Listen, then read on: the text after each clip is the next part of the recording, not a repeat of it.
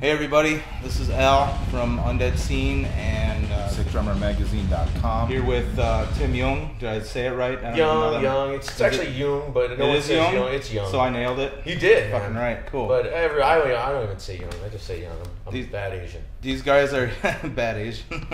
These guys are here in Minneapolis tonight. How long have you guys been on tour so far? It's been a couple weeks. Yeah? Yeah, it's been really it's kind of a short run. It's only a four week run, but we added it. We're doing the entire Covenant album front to back as it is, and order of the song wise, like it is on the album. So right, we're doing it. Album. Yeah, so there's a lot of guitar changes, which has been kind of good. It gives me a little break in between. Right. What we're doing is. Do you noodle? Are you a noodler? Do you sit and noodle while they're fucking around? No, man. I just don't. Guy? No, I used to, and then you get older, you kind of mellow out a little bit with that. Start telling yourself to shut the fuck up after a while. Pretty much, yeah. You just get within like a year. I do that when I watch videos of myself. Like, holy fuck, I'm annoying. So, yeah, it happens. I'm really annoying. I'm hyper and I tap on things. I'm always making noise. So, but this tour's been. I've had some challenges. I had some issues with my wrist. I actually injured it during rehearsals. Big fight or I have tendonitis in this hand and I have carpal tunnel, which is kind of sucks. So I had to kind of work around that and just try to build up my hand. You got to switch hit once in a while. This hand I was really struggling at the first. We're only like a week and a half into this tour, I think, as far as the dates. Yeah. We've been out since the 7th or 8th. Okay. But I mean, it's probably about a week's worth of shows so far. But it's been going great. You know, we're doing some stuff off of Gateways, and we're doing a song. You are doing other songs off of other albums. So which is pretty cool. Are you coming out with Covenant right off the bat, or right off the bat, Rapture all the way to the end, and then we bust in with like a song from every album. All right. And it's been really cool. It's been tough. It's definitely this set is probably the hardest Morbid Angel set I think I've ever had to play. Just with some of the songs are just really front. I mean, it's pretty relentless. Some of the. So you're not writing the set according to like what's conducive for playing.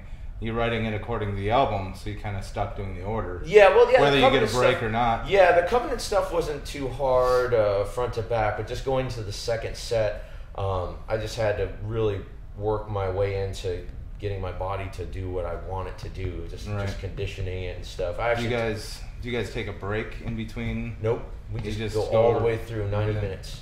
Really? So yeah. How's that for you? Are you not used to that either? Are you?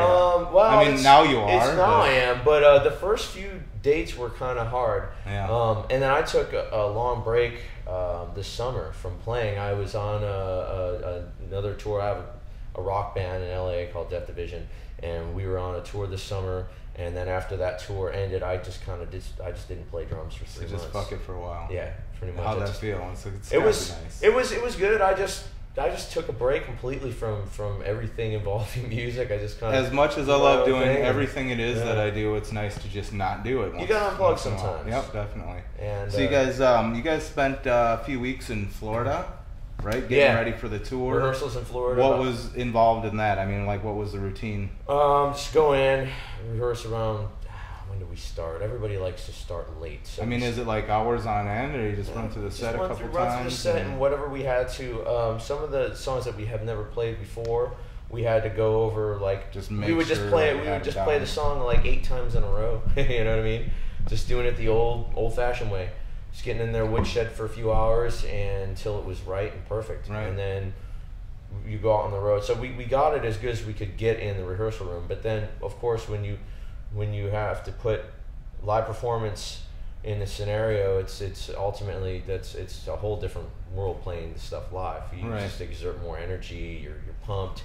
It's hotter on the stage. You have lights heating you up and stuff. You don't get to stop for any reason. No, there's no stopping. With minor exceptions. Yeah, there's just when you just going on the road and just doing a live show, there is a level of physical conditioning that goes in. It's usually the first week. Right. The first 3 or 4 days, I'm sore. I'm just so my body is just shot. Right. Yeah, and now I'm feeling pretty good here. Is the warm ups in like you do in Florida, or like you did in Florida for this tour? Is that a common thing before you go out on the road? Do you usually get to do stuff like that? I mean, when you're like if you're doing session work or whatever the case. I mean, do you usually get like a week or two before a tour to actually just like drill the set?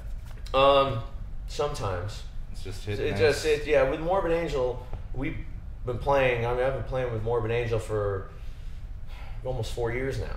So we just get together and it works. Everybody knows each other pretty good. So we'll usually get like a few rehearsals before a tour. There's been times where we hadn't played for 6 months and with no rehearsals and just gone and done a show. It works. All right. But it's always good to have the rehearsals if it's an option. But sometimes we're just, because of everyone's schedule, it's hard to get everybody into a room for a week or 2 weeks. For sure. You know what I mean? Especially if you're not all from the area. No, I live in California. Do you have friends in Florida? Anybody you hang out with? Well, I mean, what else did you do besides your jamming? I just kind of, I stayed with David, so I just kind of hung out at his house and just watched TV and hung out. Cartoon Network. And the car auctions. I always watched was Velocity. It's like my favorite thing. Do you watch anything besides car shit? You got Not really, man. I watch movies too. I like movies, so I'll watch stuff like that. I like Cartoon Network and Comedy Central. Those are probably my two favorites. So how's I mean, like when you're on the road, do you rely on like buying, selling cars and stuff at all? I mean, I know it's not like your only gig, but I mean, you do it a lot, right? I do it full time when I'm not touring. I'm looking to try to do this a little more because music is just right now. Music industry is just really hard to do it full time and make a really good living doing it. Especially these days. Yeah, you're just really limited to how much you can make monetarily. So you gotta have another burger to wrap when you get home. Pretty much. I got a lot of bills, so it's just like everybody else. It's not cheap to live, so I don't work a 9-to-5 job. I don't want to do that. I can't because we tour. Right. So. But Morbid is going into. It's time to start getting prepared to do another album. You guys starting to write, or I don't been know. writing, or I'm not sure. I think a couple of guys might have some ideas laid out. I'm always just kicking shit around a bit right now. Yeah. Just ideas. Essentially, I just think that's what there's just such a big catalog of music. There's no real big demand or big need to really just lock in and start doing. I don't know what they do. I don't know what the plans are for that. I'd like to say that we'll hopefully have something out in the next year or two, but we'll see what happens. What was your part in the writing process from the time that you joined the band to now? Have you done a whole lot? I mean, what did you do on the last one? The last record, I was pretty much, all the stuff had already been pre-written. Trey likes to pre-write everything. That's just how he writes. He writes with a drum machine. He's been doing that since the 90s. He'll write everything and then he present whatever he has to the other people that are playing, and then they kind of go from there. So that's pretty much what we did. That was the writing process. I was there and I voiced some opinions on some things, and I had some ideas, and it was cool that I could give my input. Him and David were really open to that, and it was cool. So it was cool. I also thought I was going to do a little more of I thought I was going to be playing a lot more the faster stuff. Right. But there was a lot of experimental stuff on the last Morbid record. So it was interesting because I had to kind of we were cross-referencing everything with all these electronic sounds. Mm-hmm. So it was like I had to kind of translate it into a drum form and try to make it fit. It was quite a challenge. Never do anything like that before? No, never. I've never done anything like... Your first time doing it was with Morbid Angel? Yeah, something like that. It was just crazy because Trey would be like, listen to this noise, this noisy sound. I'm like, okay, this sounds kind of like this on the drum kit. And we try to replicate. It's crazy. If new material happens, I mean, that'll probably be your first real writing opportunity. I mean, a first big writing opportunity with Morbid Angel. Well, it'll be the second writing opportunity. So we just. Do you think it'll kind of flow the same? Trey will have a lot of stuff. I don't. And then bring it to you for the backbone and all that. That's just how he's always done. That's how he's always written Morbid stuff for the most part. Ever since, I mean, I know like. I think most of Domination I think was done on drum machine, and I think some of Covenant I think was even done drum machine. And it's nice to be able to have it as a tool. It's great. Well, it's fine. It's really convenient because we're not neighbors. I live on the other end of the country, so and he can send you tracks. We can work. Yeah. It's a little different. You're kind of limited to what you can do when everybody lives all over the place. Thor lives in Norway, right? And everybody's all over the place. Dude, come over real quick. Yeah. Hey, I got this idea. So you mentioned to me a little bit ago that you just played in Chicago. Yeah, House of Blues. House of Stairs, yeah. And that was pretty fucking cool. It was a great show. That was probably one of the best so far. I think it was the best show that we've done. You can honestly say that. It was great. Great sound, and it's a great venue. So now that's kind of a bigger place, correct? Yeah. I've never been there. How does it compare to Mill City? I've never been to this venue, but this is a nice venue. House of Blues is a little bigger. Yeah. Do you prefer bigger places like that with just this huge, massive crowd? I like bigger. More to the intimate. No, I like big stages. Yeah. Yeah, the small crowds, the small shows. They're a little more intimate. They're cool, but just nothing beats being on a really big stage with a lot of people. How's the tour kit been holding up so far? The tour kit is great. I'm currently playing on a D-drum Paladin kit, which is it's maple. I'm not sure what the plies are on it. I know they're really thin shells. Mm-hmm. It's loud. I mean, the kit is really loud. I love it. It's great. All DW hardware, Sabian cymbals, Vic Firth drumsticks, Axis pedals, and I recently did a switch over to Remo drum heads. Okay. I was an Evans guy for years, and I just switched over to Remo last year, and I love their products. Them, yeah? They're great, man. There's just such a big difference. I love them, man. I can't say enough good stuff about those. I love a loud kit too. Yeah, I mean, I'm playing the CS controlled sound black dots on the kicks for batter heads. And the kick drums are so loud, man. They sound great. I'm just in love with it. You use triggers? I do use triggers for. You do both trigger and mic, or? I do, but the drums are triggered. The toms are triggered. The toms and kicks are triggered. Obviously, kick drums are front of house. It's like 95% trigger you're hearing because it's just that attack. Right. And it's just easy, especially in a big venue. Yeah, it's just easy to dial really in. punch. And and in this subgenre of metal, you just need that sharp, defined kick sound. Especially in the really fast double. Yeah, I mean, it just sounds. You can't really mic that. If I was playing slow rock, I wouldn't have a trigger on the drum, but we're doing it. It works great. And then the toms are more for the monitors for the guitars. Okay. There's no real triggers going up through front of house. It's all mics. And my snare drum's not even triggered. It's just a mic. Yeah, I'm a big fan of not triggering snare. Me too. I just try to have a heavy hand if you can. I mean, it's easy for me to say not being a drummer, but get heavy on that last beat. And, definitely. Drums sound great when you hit them hard. So who's your drum tech this tour?